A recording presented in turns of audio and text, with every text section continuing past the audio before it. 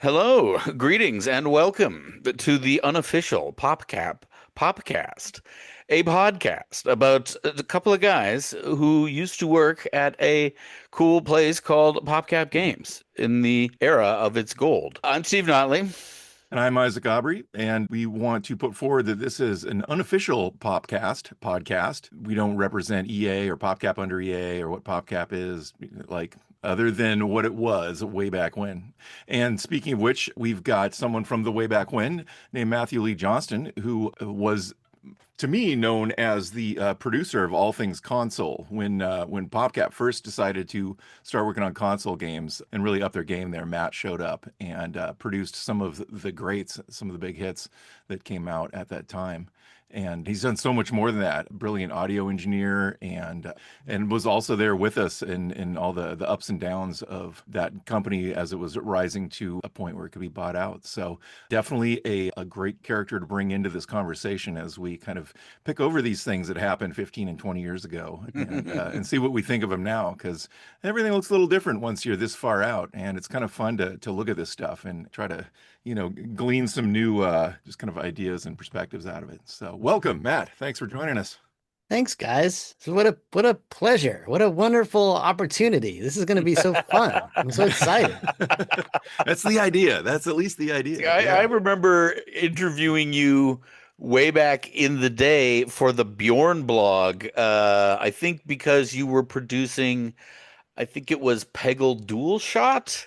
Is that right? Yeah. So interviewing you in the sort of personality of Bjorn, and I recall that you were a fun interview back then. So I hope you haven't lost it. I hope you still got some juice for us. Just pretend we're talking to Bjorn and it'll be fine. It's all good. Yeah. Well, cool. So God, what year did you pop into the office there? It was like 2008, 7? Yeah, maybe 7. 7. That seems right. Yeah, I was tricked into interviewing actually. Yes. Jenny Gant, who was working there, was like, I'm at this new place. And I knew her from my current job at the time, which was audio director at Xbox. And I had started at Microsoft as just like a ground level garden variety sound designer. So I was making like dings and whooshes for Windows. And then when a game would come through this like shared services audio department, I would wave my hands like, you got to give me the game. Like, I want to work on the games. I'm all about games because I've played video games since like Mattel Electronics, since like the arcades. You couldn't keep me away from any of them. So I really wanted to work on games and nobody else did. So they just gave them all to me, and all meaning Microsoft Golf, Flight Simulator, and there was a classic arcade compilation. So they had like 3 arcade games in one package. It was PCs and they were shipped on discs, right? Awesome.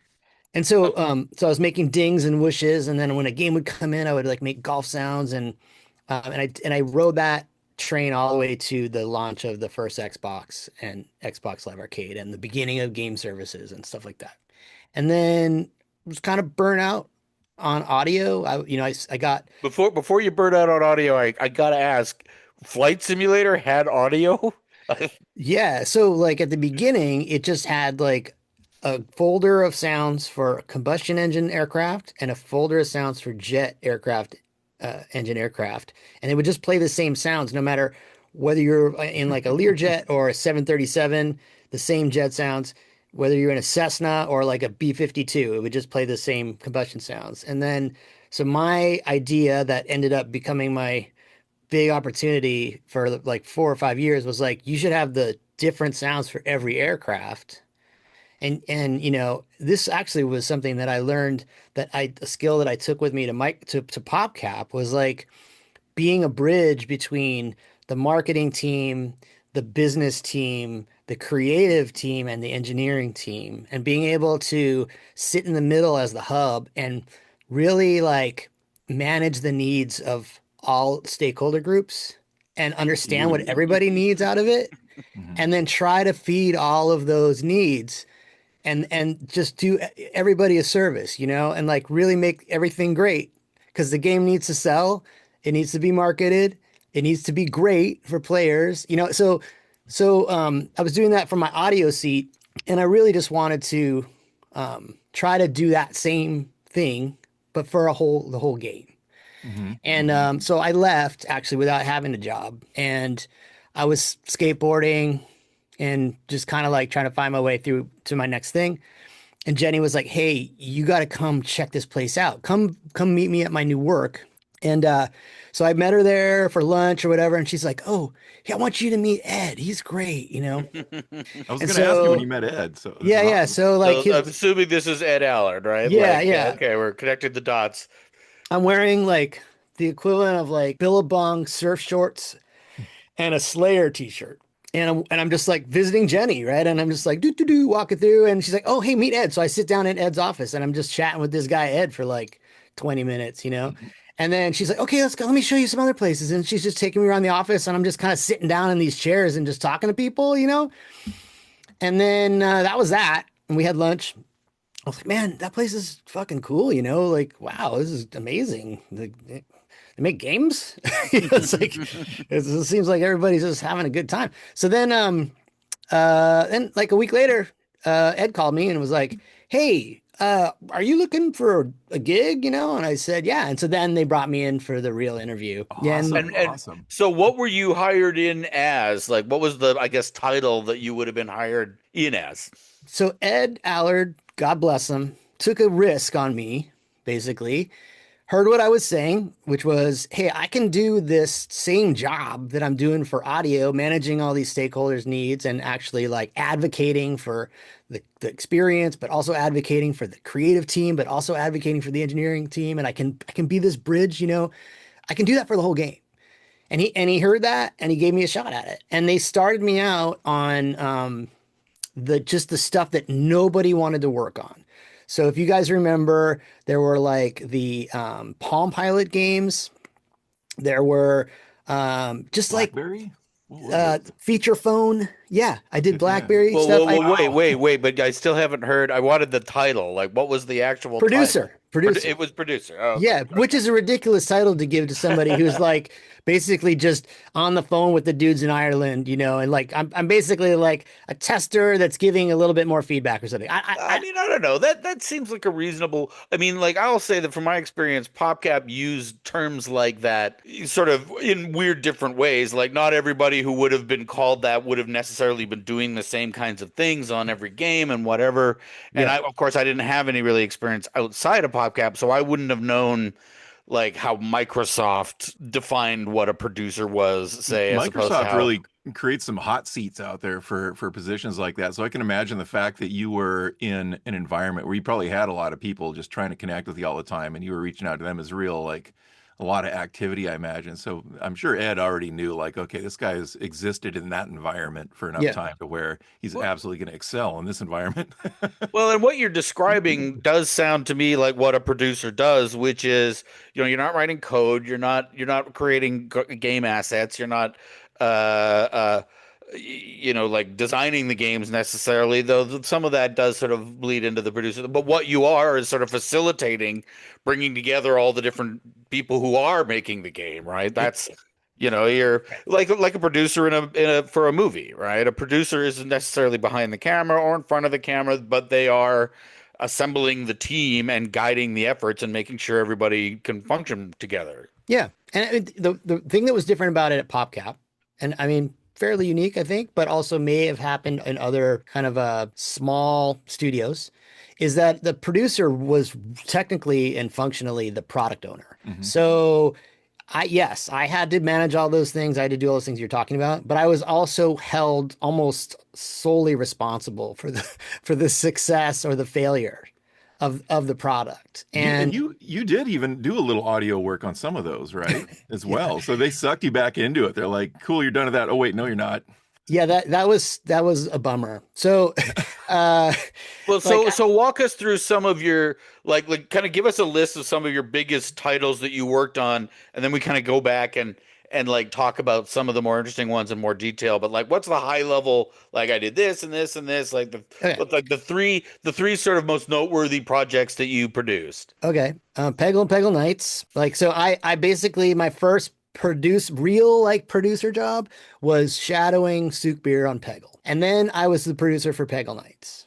Okay. And then so I earned that, right? I got a little bump. Um, and then I was the producer, and then with Dan Benet and like a quarter of Walter's time was the producer for the other stuff that nobody wanted to do, which was the Clickwheel iPod games that turned into the launch day Bejeweled Tube for iPhone App Store, which then became like the number one driver of revenue for the company. So I went from like the guy who was doing the shit that nobody wanted to even think about to the guy who was doing the thing that nobody said we should do, but is now making us all of the money. So mobile that was weird. devices and iPods, man, I'm telling you, that changed the place. Yeah, that was weird. And then probably the PvZ work, like so PvZ for Xbox was Xbox Live Arcade was actually like a pretty cool project, and we did some things that were relatively new in that title. And then the PvZ2 work that, you know, we could talk about if you want, but it was like I was sort of sandwiched in between kind of no producer and another producer, and I was in the middle there, and I did, you know, I think the team did some really amazing work that I will go to my grave advocating for and singing the praises of, and then they, you know, I think they put me in the special thanks in the credits. Yeah, big changes as everything went to franchises, and there was just this whole wash of new faces and kind of new corporate powers taking over for sure. Yeah. But I remember those times fondly. I remember a couple of times interactions we had that were pretty funny. I remember coming over one time and you were working on just a couple audio blips that needed to go in for some UI thing. And you're like, I just got the feedback that it doesn't make them hungry enough. And you're like, what the fuck does that mean? Like, what does it mean that this sound doesn't make them hungry? I don't know if you remember that, but I remember you just being like, God. Audio people get that kind of feedback all the time. Can before we get into the product talk, can I talk about the first time that I met Steve? Oh yeah. That'd be awesome. Yeah, sure. So it was my first day, like the first 20 minutes of my first day, and Ellen Merritt is taking me around the studio and showing me like and so we get to the kitchen. And we're in the kitchen, and I've seen kitchens before, and it's like, I'm just, okay, great. You know, this is where you can get your coffee or whatever. And this guy comes in the other side, right? So I'm coming in from the hallway, and he's coming in from the other side where like all the desks were and stuff like that. And he's like, hey, how's it going? And he just sort of like reaches up above the sink, opens the cabinet above the sink, and like universally the above the sink cabinet is where you put like the stuff you don't want the kids to reach, basically. Yeah.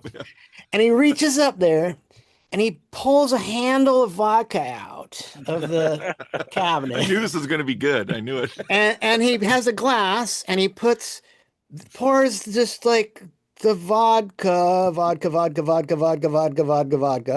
then puts the cap back on it and puts it up. Mind you, this is starting my day. So this is like 10:30 or something like that in the morning.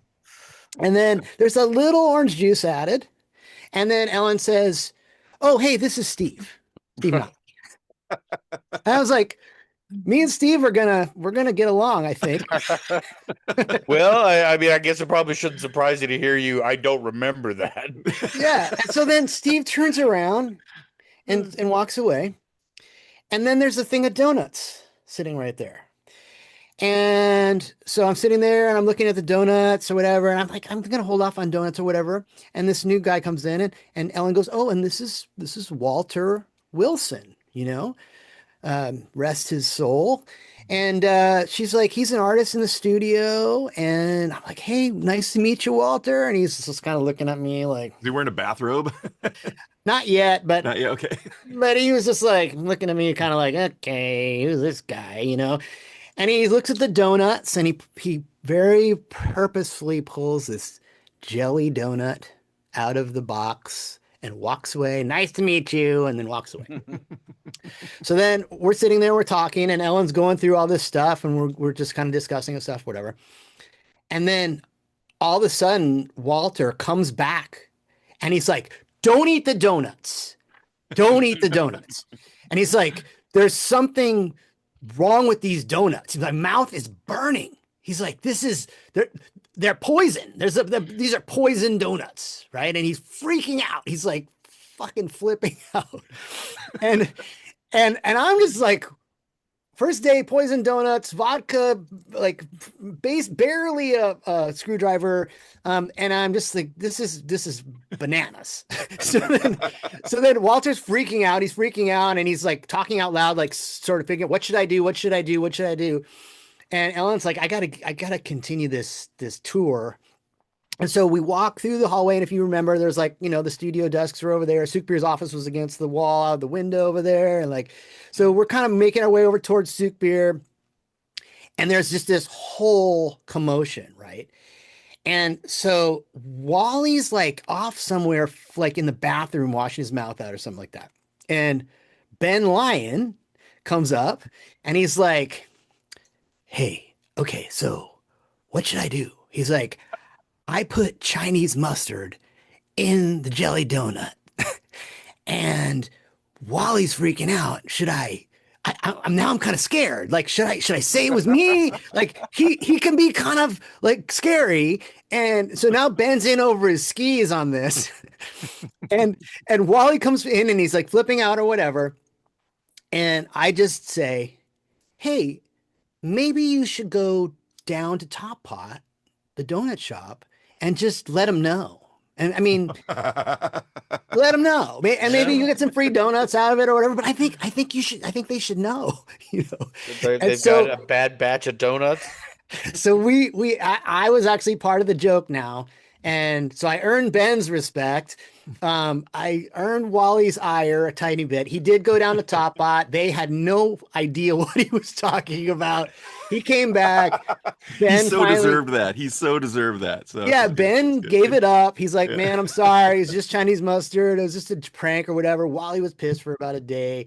And that really was like the first hour of my first day. Welcome to it, sir. Yeah. Yeah. Dude, that's awesome. Yeah, and it's awesome you bring up Ben. I really want to have Ben on sometime because he was like the office prankster. He would hide the Friday lunch food. He would, the mustard and the donut. Like it just went on and on with Ben. He did. That's what's kept him motivated, I think, was just messing with the office in general. And Ellen too, also a big part of what really got our culture really stirred up and working and kept us all happy all the time. So great names to bring up. And those are both people I think would be awesome to the best interview. Absolutely. And God, yeah, what a great day. And meeting Wally too early on. He's another one that we can make an episode out of stories about Wally dragging a couch with dog shit smeared on it into the office. And God, it just goes on and on. Getting phone calls at 3 a.m. He's high on heart medication and just, I mean, it goes on and on. So it's good stuff. That was, and what a great first day. Yeah. So you're acclimated at that point. Just total trial by fire, man. So good. So is that not, was that somewhat different from what you would experience working on Flight Simulator? Was it quite the same thing? It was different, but it was wild. I mean, those days at Microsoft were different, and we were a special kind of creative unit that they made us into like this whole multimedia like studio model, and we had like, just to give you an example, like when I found out that our badges, our employee badges, had these chips in them that allowed them to track us. And the way that I found it out was that I went to the doctor in a hospital. I was in a hospital and I saw that the doctors had the exact same badges. And I flipped it over and they're like, oh yeah, the doctor's like, yeah, see this little raised area right here? This is the tracking chip. And so that when they need to page us, they just push a button and it automatically routes the signal. So they're not paging through the whole hospital. Oh, no. And I looked at that and I was like, and then I pulled my badge out and I was like, oh. So then the first day back at work, I'm like, I went around to a bunch of my fellow sound designers and I was like, give me your badge. And I grabbed 5 different badges, guys, girls, like, and then I taped them together. And then I went to the men's bathroom and I taped them underneath the toilet paper dispenser in the middle stall. And then I walked back to my office and I just went back to work. Right.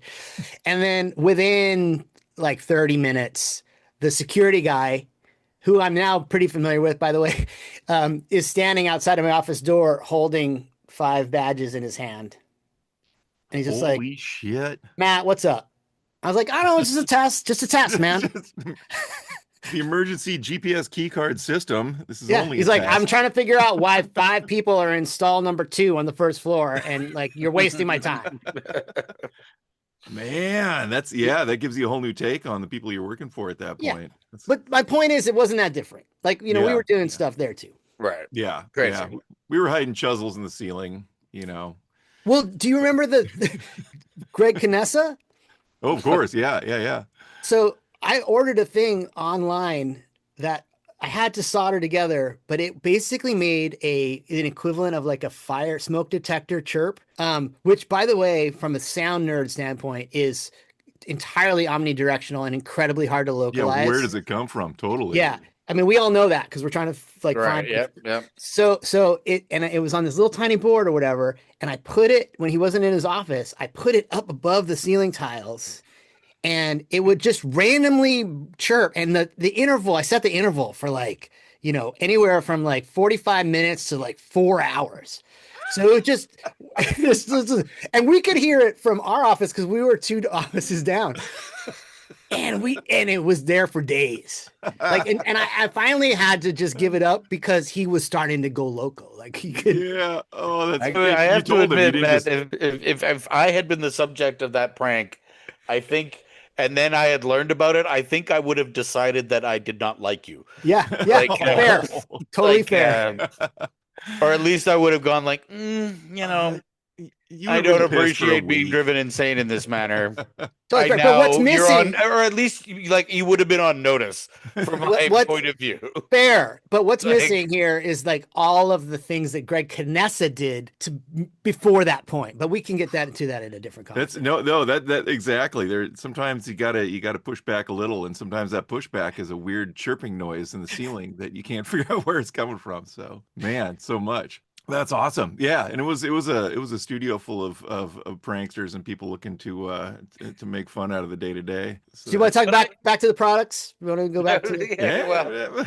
Well, so there's two of these things that I want to learn more about, and I think our listeners or viewers might be interested in as well, which is PvZ Xbox and then like PvZ2, which so like PvZ X and sort of setting this up as like, at least from my perspective, PvZ Xbox is an example of like an extremely successful product, and then PvZ2 being something that is kind of a more fraught story overall, and especially in regards to your own kind of relationship to that product. My career. If you're if you're As it turns so we'll out. sort of I want to start with like what I hope are some happy thoughts on your part about PvZ Xbox. So let's just dig into that. Like, It's all good, by the way. It's all good. I'm glad and grateful for the entire experience. I'll tell you that. And I think like I'll start out by saying, PopCap was the best. I said this when I was there, and I'm like, this has got to be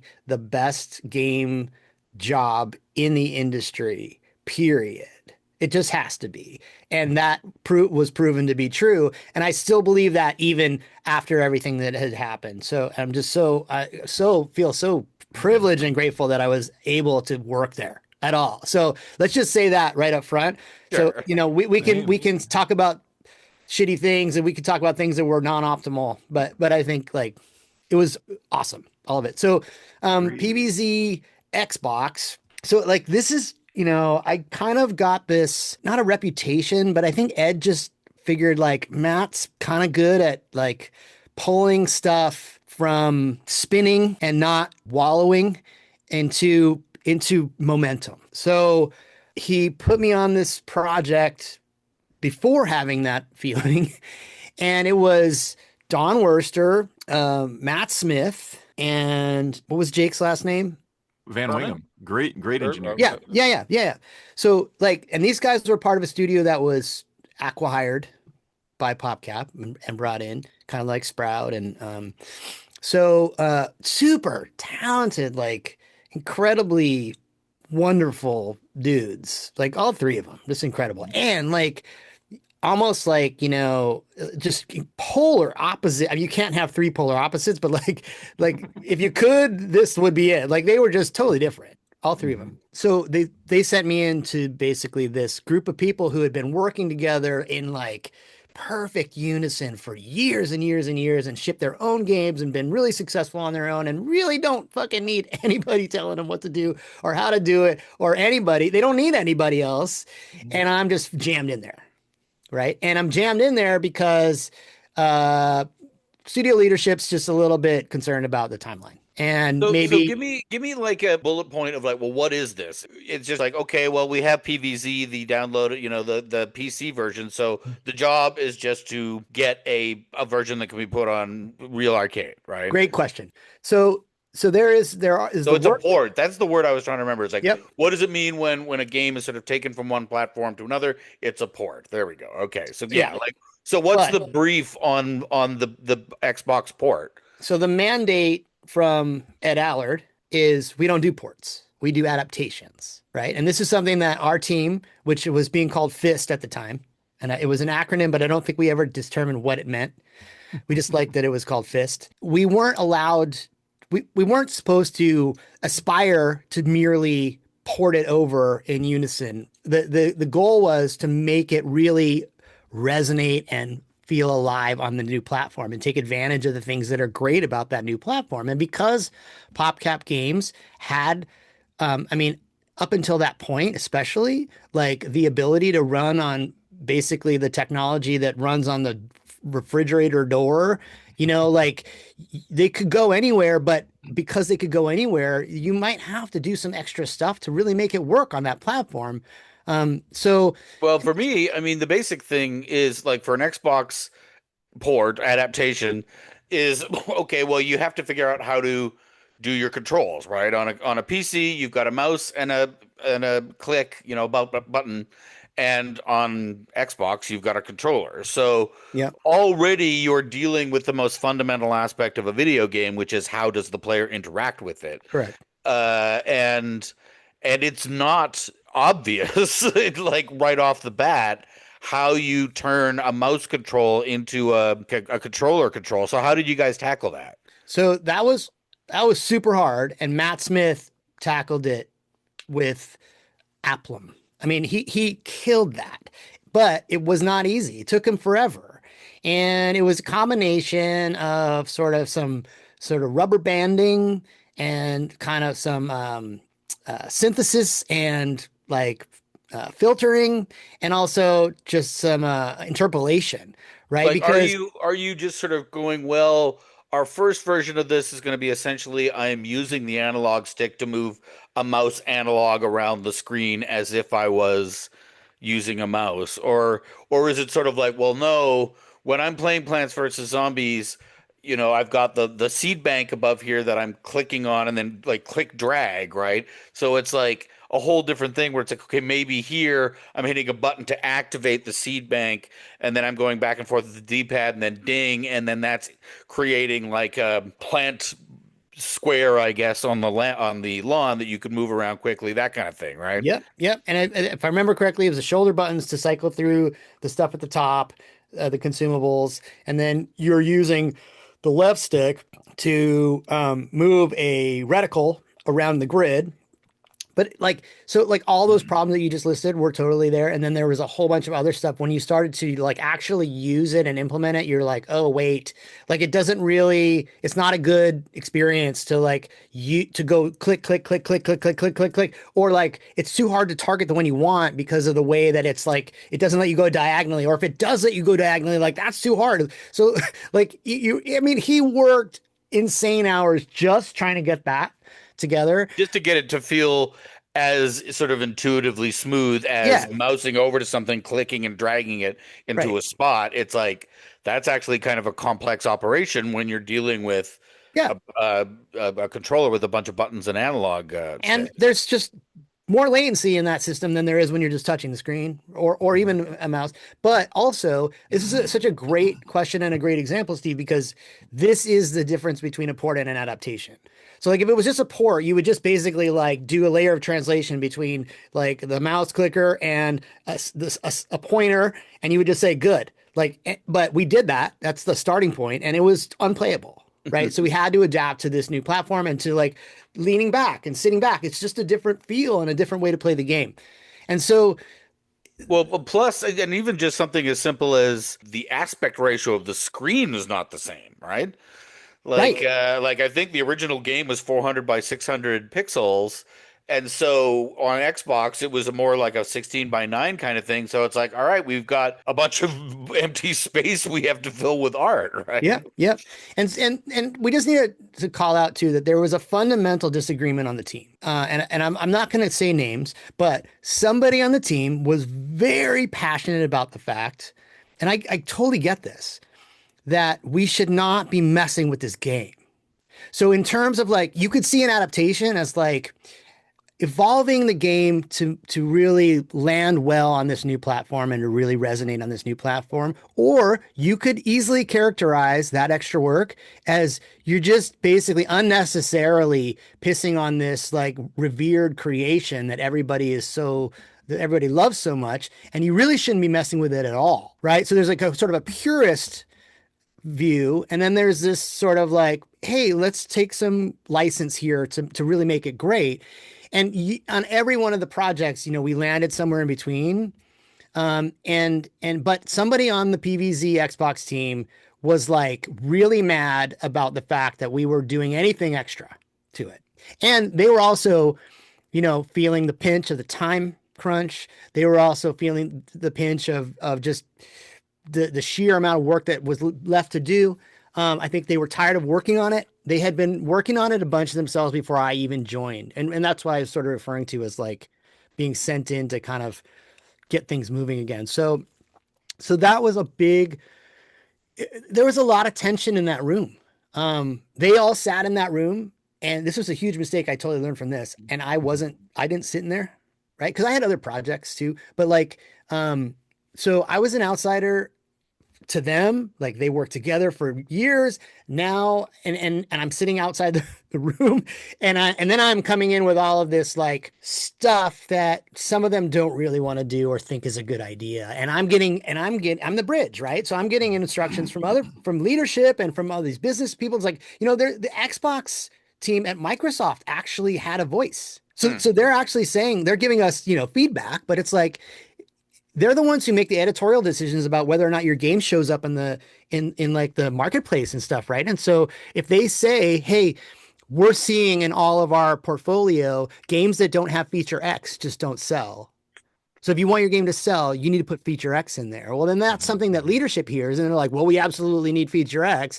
And then I'm like, well, but feature X is like, not only does it take more time, but it breaks the game. I mean, that's big time what happened on PvZ too. But so anyway, This is all the kind of stuff that I'm really interested in. I mean, I'm generally interested in adaptations, but this specific thing of something as kind of finicky as just adapting a video game from one platform to another, and the kinds of very particular considerations that go into that, especially as you're saying the fine line between loyalty to the original versus taking advantage of the opportunities for the new medium, I guess, right? Or the new platform. So, and I think the best example of that for Peggle Xbox is the versus mode, right? Which is, as far as I understand it, that's the only version that has that versus mode. Am I correct on that? They just brought it back in the reissue. They just did right now. And so that's like replanted? Is that right? PvZ replanted? I sort of get it mixed up versus like all the different homebrew versions of PvZ that are out there now. But yeah, so then prior to this re-release, the only version of PvZ that had this idea of like, well, you could have two players sitting on the couch. One would play the plants and one would play the zombies. Coming to that game and kind of going, whoa, we're going to create this mode. I mean, like, that is a gigantic amount of open questions, including things like, is it even possible to have this game such that one player is, the plants and the other is the zombies? Because one of the fundamental things is when you're playing as just the plants is like, it's tower defense sort of unfurled and laid out on single lanes. And part of what you're doing is you're economizing between the different lanes, right? But if you're a zombie, you can just like, well, I can just keep feeding zombies directly down this undefended lane over and over and over again in a way that as a plant player you wouldn't be dealing with. I mean, so I'm fascinated by this because you could have very easily gotten a fair way in and going, you know what, this mode is not possible. Like the only way, no matter what we do, the plants always win, right? Or no matter what we do, the zombies always win. There's just no way you can make it kind of balance. And so I got to say, I'm like, very impressed that you were able to kind of channel that, find that path between the two of them. And now I just sort of want to know more about like how you guys grappled with that and how you solved it. Well, big props to that team. Don, Matt, and Jake. Like, I can't take any credit for that. I think but I feel like we were at that point that you're talking about where we're just like, this isn't possible for a multitude of reasons for 80% of the time. And it's not unusual, honestly. Like, so two things that were really great about PopCap. One was that we were, for the most part, and then like decreasingly so, given the time to figure things out that seemed impossible, but we were really passionate about figuring out, thinking that we knew, somebody knew in their heart, like, this is worth making work. Like, I feel this could happen. I feel this can work. And so we were usually given the resources and the time to do that, which is incredibly remarkable and unusual. Because I want to know, like, was this idea of a PvP versus mode, was that like an external mandate where it's like, or because if you guys are spending 8 months on it going, we've been banging our heads against it, we don't think it's possible, that could have been a very reasonable position for the team to have and be kind of pushing back on some kind of external mandate. But what you're describing sort of sounds like, well, no, within the team, we thought, yeah, like a PvP versus mode, it's got to be possible. This has to be a nut we can crack. And it was like, was it like external saying, figure it out? Or was it, and we will ship with this one way or another, and if it's not great, that's fine, we're still shipping with it, but you are going to find a solution? Or was it like, we think this is an awesome thing to do in this game and we will figure it out to our satisfaction internally? Like, how did that go? So there were never any mandates until PvZ 2 for me personally, and it didn't end well. But I think like on this project, it was not mandated. It was a core belief and a core directive that in order for PvZ to really land on console for the first time, the thing that we all recognized was great about console gaming, period, and it was a very PopCap thing to kind of try to nail, is so the thing that was not a mandate, but it was a directive, this was a very unique sort of, or not unique, but it was a very PopCapian kind of thing, is that we believe that for PvZ to really land and resonate and be super enjoyable on a console versus a PC, which is more of a lean in, upright gaming position kind of thing, versus sitting on the couch, like we needed to have couch co-op. Right. So that was the real kind of like, can you guys please do everything you can to try to get couch co-op so like two people can play this game together? And, that was conceivably a little bit more attainable because then it's just like, just make two.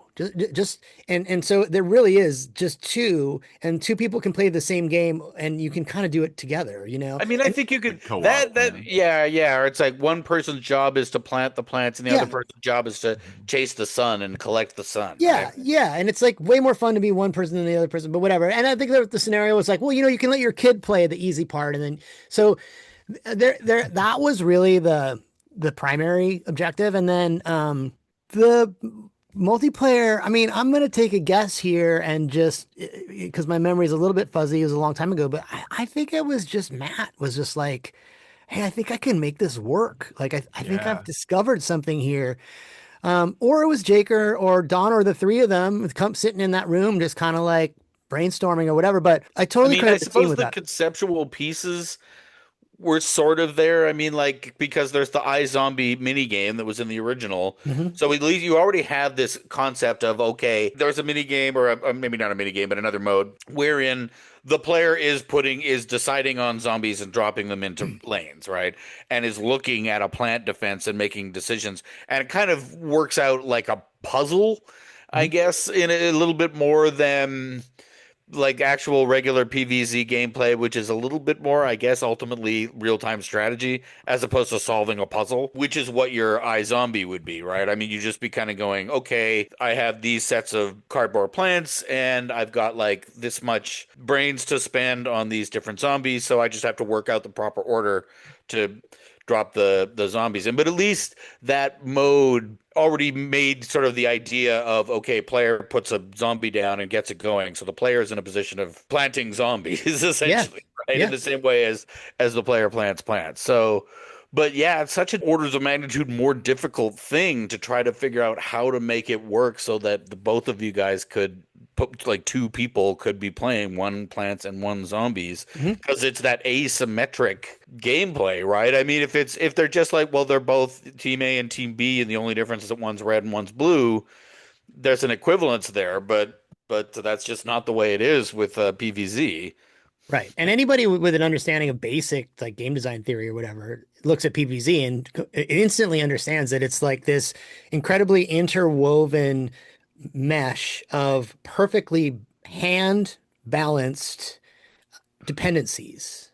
Mhm. And that's why the game is good, is because you are never put in a position where you are out, where the balance is out of whack. It's just this perfect flow, right? And so you can't, when you're talking about now you're going to remove that and you're going to actually going to put two human beings on each side of that.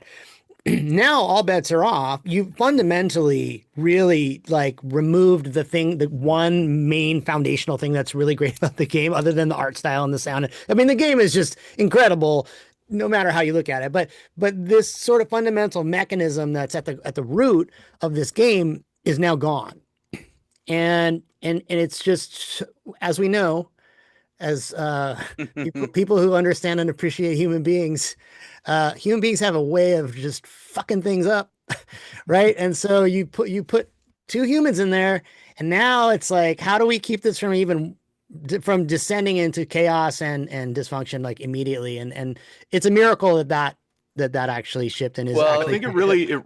really shines a light also on the fact that PopCap leadership was willing to give you the time and resources to research that. I think that was also a benefit to the original PvZ in such a way, that it just wouldn't have existed had it not been given that amount of runway, and they did it again with this mode that seemed impossible, Yep. well, and and brilliant minds won yeah. out, and yeah, and I think it sounds like after this, like that just wasn't as much an option working on later games. There wasn't that kind of runway, and it's where things started to diminish. I mean, it's certainly interesting that the decision makers at the time were willing to give even like 6 months worth of time to go, we recognize that this is a somewhat difficult problem and it may take some time to solve, right? Right. As opposed to just going like, I don't care, like just get the mode in and get it working and you've got a month, which I think is a way that a lot of places operate, right? So at least even just sort of being aware that this is a something that will take some consideration to solve is speaks well, I think, of the folks in charge. And they didn't necessarily make decisions that good all the time, but at least in this case, it seems like they did. So that's good. Can't remember, like, Isaac, did you have anything else you wanted to ask I specific about Xbox PvZ? Well, there was something when you were talking about working with, this seasoned crew of coders that popped a thought in my head about producing games in general, and I've just found, from my perspective, being able to sit in the trench with the coders and the artists, and as just let conversation flow through the day. Sometimes people got to work with headphones on, sometimes they can sit back and talk, but yeah, being right in there with them does amount to a lot in terms of like talking through issues where people might disagree with stuff, and like meeting with disagreements, and hashing it out and coming to some consensus. And I can imagine how hard it would be in that situation dealing with those folks. So good on you for taking that on, and trying to make that work out. Because yeah, what a and then along with that, just the rest of the studio, like, oh, you can't mess with the grail of PvZ and add this other mode to it. how dareth thou, and then also with a crew of, these really smart folks that you're not able to sit and in the moment like work through their discrepancies or issues with them, yet somehow you prevail. That's pretty awesome. And that's a popular mode, right? I mean, the fact they brought it back in the new version of the game is a testament to that success. I would say. Yeah, I think So, we made it work. I gotta say too, there's one thing we're not really talking about, but there is an additional vector of complications here, which is that George Fan and Todd and like the original PvZ crew is actually not in the building, mhm. and at this time, they and Laura, they are not. The communication with them was a little bit weird. Rich was there. Rich Mhm. was there. Poor Rich, he's like the only guy who worked on the original game that's in the building. And so like we actually had to just kind of decide like we're gonna leave Rich alone, like because he's getting put in this really uncomfortable position quite often where he's not, these really are questions for George, but like Rich, you're the only one here. Like, what would George say? You know, and I which is not cool, especially if you know George. So that was even more pronounced of a problem on PvZ2. But I think like when you're trying to, it's like, what would Jesus do? Like, what would George Fan do? you know, Well, I mean, when we talked to Rich and Matt over the last couple of episodes, I mean, I think, at least from my perspective, the story that had come out was something along the lines of, well, George just wasn't really interested in being involved with PvZ once he'd shipped the original version. He just wanted to move on, right? And so I don't know whether it was a question of him just saying, look, if you guys want to make other versions of the game, go ahead. I don't care. And or people going, well, we are making this version and we really want your advice, and he didn't want to give it, or what, I don't know, or if it's just like, yeah. So I'm not exactly sure how that worked. Plus, of course, that, as you say, he wasn't in the office, right? He was in San Jose or San Francisco, and we were all in Seattle, right? So, but then I guess, so did you have a sense? I mean, well, from what you're describing, it makes it sound like, so what's an example of something you would have wanted to approach George about? how to make any of this stuff work.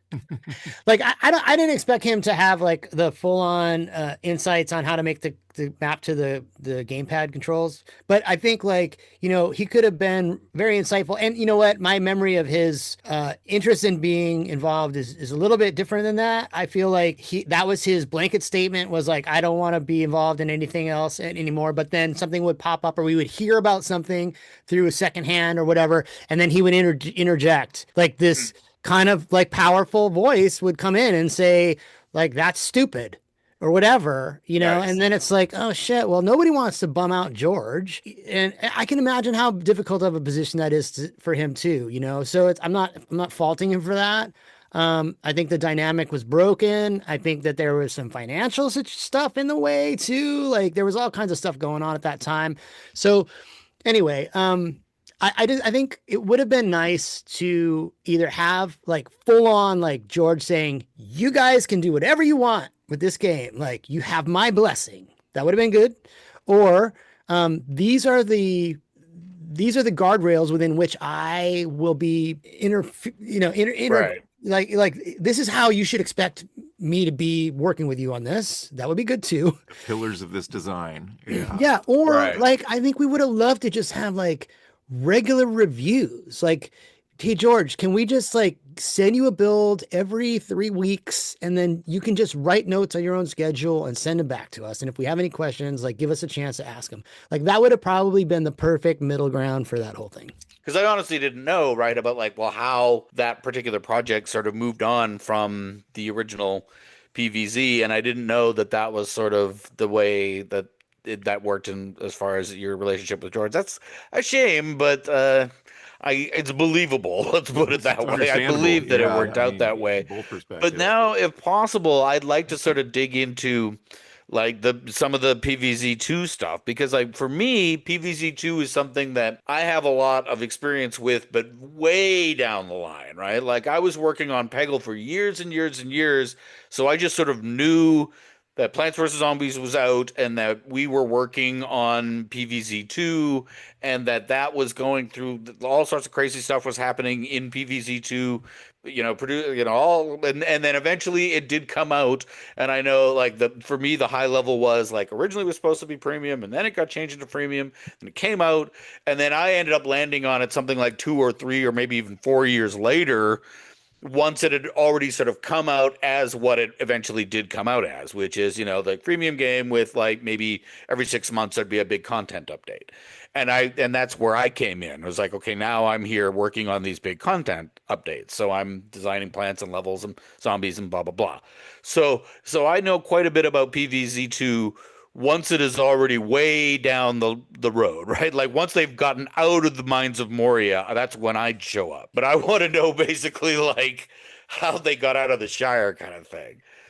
Like sketch me in from the Shire to Moria, I guess, if that makes sense. Okay, yeah. From your point of view anyway. Totally. And I want to qualify the story I'm about to tell, as it is definitely my point of view. And I think there are many points of view on this story, and that's totally cool. Like it's That's how we fair run the for all. podcast. It's just whoever we're Exactly. talking to. That's We're our point all- of view. It's Yeah. very much like our one of our sort of themes is that we speak for ourselves and only ourselves. Right? And So, I respect other different points of view just as much as, maybe even more than my own. So, but I can only tell you what I remember. So, Exactly.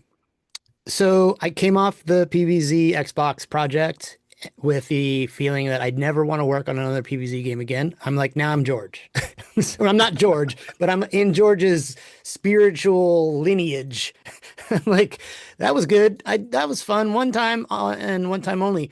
Um, and I was like looking for other stuff in the studio, and it was a success. So like I had a little bit of permission to like look around, see what you want to work on and stuff. Congratulations.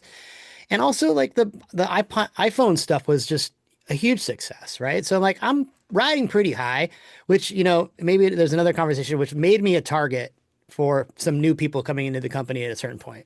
And I've learned this about myself now. I'm just like, I don't care about sticking my neck out. So like, if something's going wrong, or if I just have an opinion about something, or I feel pretty justified in a position, I don't care representing that, even if it makes me a target for other people who disagree. So anyway, so like I was looking around and I was trying not to work on PvZ, and I basically got the mandate. You need to work on PvZ too. You need to help these guys who are sitting in a room that we took over from an accounting firm down the hall with money colored carpet. Like literally, it had money colored carpet. Just keep that in your mind, right? Yeah. And they're all sitting in there, and they've been working for a little bit over a year with with the instruction to create a PvZ Farmville I game. remember playing builds of it. Yeah, or looking at them anyway. Yeah. So, or something like that. It's like combine farming and PvZ. So they're in there and they're just like, which on paper doesn't sound like an insane idea, right? You go, oh, people like farms. Plants are farmed on farms. Like like on paper, at least, I can picture someone like if you were pitching that to me, I go like, that sounds like that could be fun, maybe. Like, really, go, Steve? Like, Steve, well, hold on. I would Isaac, give help the me out here. concept. Steve, I would Steve, give the chill, concept chill. the benefit of the doubt. Steve, Is what I'm saying. at Okay, go PopCap, PopCap, did any idea seem too insane? Well, fair Like, enough. and so, okay. So like in terms of PopCap ideas, it was super sane. It was too sane. It was like Right. it was too much like it's too obvious. You're just chasing after Zynga or whatever. Like what? Why? But anyway, that team, they went after it. Like they went after it full like all gusto. Like they really tried really hard to the point where they were really demoralized at that point. Like they were just. How do we please these people? It was Well, clear and obvious that it So wasn't. who were some of those people in those super early version of like the PvZ2 Farmville? Then who would be some of the people who were working on that version? It was one of the Terry new designers. Frangulidakis, Mohan Rajagopalan, Monty Michaelis. It was an interesting that was an idea that got pushed at Pig Up too. Like, how can we make Pig Up more like Farmville? And I think I said in a previous episode, that's really what spoke to me as like the start of like we're not coming up with original IP and ideas. We are chasing somebody else's success, and that is just a paradigm Yeah. shift for Well, PopCap. and this is all post EA buyout stuff, right? No, So now It started before. Yeah. or No, no, you're right. but- You're right. Yeah. it is post. So I was like on the edge of studio leadership, right? So like I didn't get the full on information about what was actually happening when it was happening, but I got hints of what could be happening, right? And so there's rumblings of Dave Roberts wants to either get the company set up for acquisition or go public, one or the other. And that decision hadn't been, and that they were basically going to find their way to one or the other within a certain period of time. And so there were decisions that were being informed by that work that was being done outside the studio, trickling in to the studio leadership. And then they're having to translate and filter that to us in a way that doesn't totally demoralize the entire studio, scare everybody off, nuke the games. And so, people like Ed, who were in that center middle point, were just in this really difficult, impossible spot. So they send me into this team and I'm like basically doing my process, which is just research first, like really just kind of get onboarded, ramped up, really sit down with everybody, understand what's going on. And then, by the way, at the same time, this is when they're starting to bring in these middle managers from outside the company with like entirely different philosophies about how games should be created and how people should be managed and how people should be treated. And like just like it started to turn into, and Game of Thrones was like on the air at the time. And I remember coming to work, coincidence. recognizing behaviors from like the episode that I saw last night, just going like, the only thing missing here is like a pool of blood and a sword. All right. And on that bombshell, we're going to wrap up part 1 of our interview with PopCap producer Matthew Lee Johnston. Thanks, MLJ, for coming on. You've been cool so far, and we expect you to be even cooler next week for the incredible conclusion. We'd like to thank everybody, all our listeners, blah, blah, blah. Like, subscribe, etc. Isaac, anything you want to add? No, I think you captured it all wonderfully there, and definitely thanks, MLJ, for coming on. And we'll see you again real soon. Next week, indeed. And until then, this has been the Unofficial PopCap PopCast. PopCap! Yeah! Oink.